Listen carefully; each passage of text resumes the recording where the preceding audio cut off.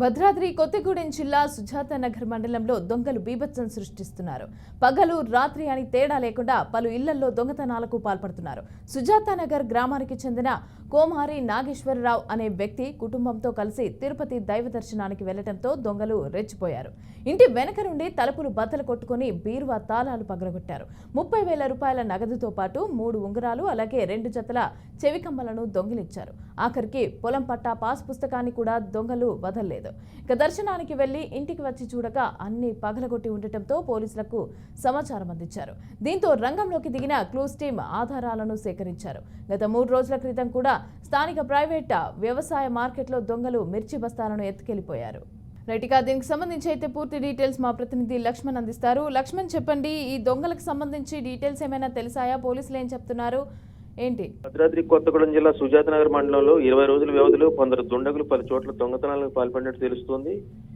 ఈ దొంగలు ఎవరైతే ఉన్నారో రైతుల కష్టాన్ని సైతం వదలకుండా ఏదైతే రైతులు ఆరుకాలం పండించి ఎండుమిర్చి గిట్టుబాటు ధర రాక ఓ ప్రైవేట్ వ్యవసాయ మార్కెట్లో నిల్వ ఉంచి ఆ గిట్టుబాటు ధర కోసం వెయిట్ చేస్తున్న ఆ బస్తాలను సైతం ఎత్తుకెళ్లినట్టు తెలుస్తోంది.